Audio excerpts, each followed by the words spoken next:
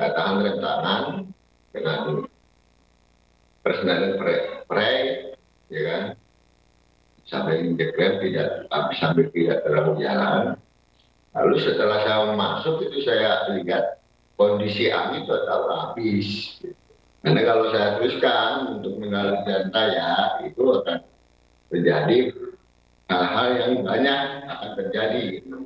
Karena di depan saya lihat ada sepeda motor sekitar 5 rombongan, saya klakson tidak mau minggir. Akhirnya saya terpaksa ngebuang ke kanan untuk menyelamatkan daripada lebih banyak korban yang di depan untuk menghindari kecelakaan yang lebih banyak. Dari arah Bandung menuju Subang, mobil itu kelihatannya mati lampunya, dia cuma pakai lampu hazard doang. Bis tuh. Terus supir banting setir ke kiri, sempat banting setir ke kiri. Setelah itu nabrak kendaraan Daihatsu Verosa. Nah, habis itu terguling ke kanan, langsung nabrak sejumlah kendaraan sepeda motor. Saya ngiranya mati mesin sih. Mati mesin, saya ngiranya lah mati mesin karena nggak ada klakson, nggak ada apa gitu. Nyelonong kenceng nggak saat itu? Kenceng banget sih enggak ya, cuman karena pas terbalik tuh kenceng, pas terbalik kenceng. Lalu bagaimana saudara investigasi kecelakaan maut bus rombongan pelajar di Subang, Jawa Barat ini? Kita sudah bersama dengan Wadir Lantas Polda Jawa Barat AKBP Edwin Afandi yang telah bergabung bersama kami di Kompas Malam. Salam sehat Pak Edwin. Pak Edwin, tadi sudah dilakukan olah TKP oleh polisi begitu, kemudian tidak ditemukan jejak rem begitu salah satu hasil olah TKP-nya. Tindak lanjut setelah olah TKP ini apa Bang? Baik, yang pertama kita sudah melaksanakan olah TKP tadi pagi dan beberapa rangkaian olah TKP ini untuk menyamakan ataupun mencari fakta-fakta baru terkait dengan kejadian kecelakaan yang tentunya sudah banyak beredar di media terkait dengan pernyataan supir ataupun keterangan saksi-saksi yang ada di lokasi kejadian. Dan dari hasil pemeriksaan yang kita laksanakan dan hasil olah TKP, kita mencatat bahwa yang pertama bus itu berhenti di Tangkuban Perahu.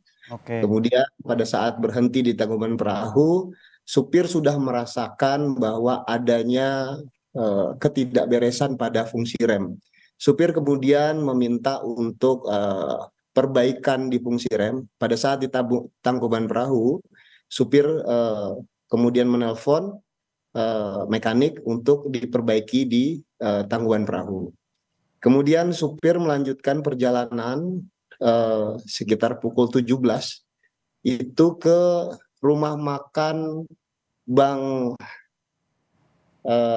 Jun, itu sekitar 1 kilo sebelum tempat kejadian perkara.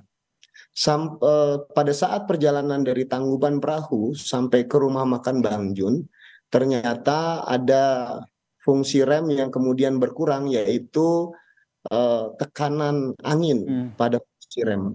Pak Edwin, berarti memang adanya fungsi rem yang tidak berfungsi itu sudah diketahui oleh sang sopir jauh sebelum kecelakaan terjadi ya? Betul sekali. Jadi sejak dari perjalanan dari alun-alun Bandung ke Tangkuban Perahu, supir sudah merasakan rem dalam posisi cukup dalam, sehingga dia meminta perbaikan pada saat berada di Tangkuban Perahu. Dan saat itu sudah diperbaiki dan sudah dinyatakan sudah oke belum? Atau belum? Kita masih mencari mekanik yang pada saat itu memperbaiki kendaraan, karena supir masih belum memberikan keterangan data mekanik yang memperbaiki kendaraan tersebut. Tentunya ke depan akan segera kita cari dan kita minta keterangan. Tentu ini Kemudian juga kalau seandainya hasil olah TKP dari pihak kepolisian seperti ini, tentu akhirnya bertolak belakang begitu dengan apa yang disampaikan oleh pihak sekolah yang tadi juga kita dengarkan bersama bahwa kondisi bus itu dinyatakan cukup layak gitu, bahasanya cukup layak gitu. Baik, dari hasil penelitian dokumen yang ada, bahwa bahwa kendaraan tersebut yaitu kendaraan jenis bus tahun pembuatan 2006. Kemudian kendaraan tersebut kemudian kita cek uji berkalanya ini sudah uji berkalanya sudah tidak berlaku lagi pada tanggal 6 Desember 2023. Oke. Untuk bentuk bis itu memang dalam keadaan baik karena ada perubahan karoseri ataupun perubahan rangka bis, casingnya berubah. Tapi untuk kondisi kendaraan itu kendaraan tua dan untuk layak jalannya sudah tidak berlaku lagi 6 Desember 2023. Oke, ini yang harus digarisbawahi, tidak berlaku lagi ya layak jalannya. Terkait dengan rangka bis ini juga senada dengan apa yang disampaikan KNKT ya Pak Edwin, bahwa ada perubahan spesifikasi badan bus, begitu ya Pak?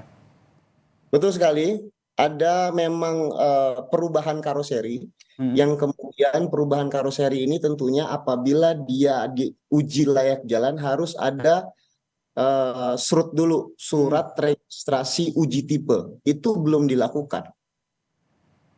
Sehingga surat registrasi uji tipe ini dimaksudkan untuk melihat bagaimana karoseri itu disandingkan dengan sasis, sistem rem, sistem gerak kendaraan, sehingga kendaraan ini dapat berkendara dengan berkeselamatan. Namun uji kelayakan jalannya sudah tidak dilakukan lagi dari tanggal 6 Desember 2023. Oke, uji kelayakan tidak dilakukan lagi. Kemudian tadi sebelum kecelakaan ada kondisi rem yang tidak berfungsi meskipun sudah diminta lakukan perbaikan. Dengan bukti-bukti atau fakta-fakta yang diperoleh ini, akankah pihak kepolisian menetapkan tersangka terkait dengan kecelakaan yang menyebabkan 11 korban jiwa ini?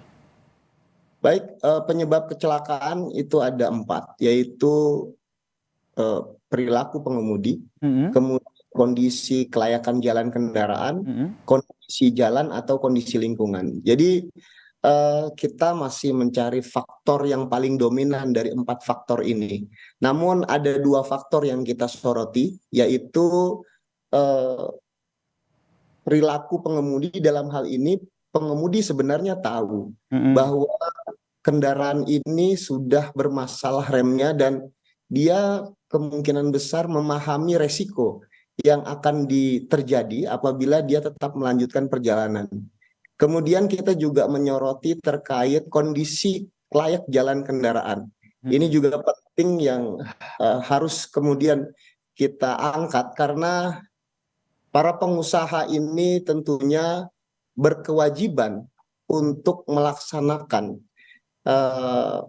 pemeriksaan berkala terhadap kondisi layak jalan kendaraan sehingga dia menjamin bahwa penumpang yang akan ikut di dalam bis tersebut dapat selamat dan dapat diberikan pelayanan terbaik. Demikian. Baik, tentu tidak ingin mendahului penyelidikan dan juga penetapan tersangka yang dilakukan oleh pihak kepolisian. Tapi jika dari apa yang tadi dijelaskan oleh Pak Edwin, bisa dikatakan kemungkinan jika ada tersangka yang nanti ditetapkan oleh polisi, berarti sopir yang kemungkinan sopir dan juga pihak penyedia jasa layanan bus ini.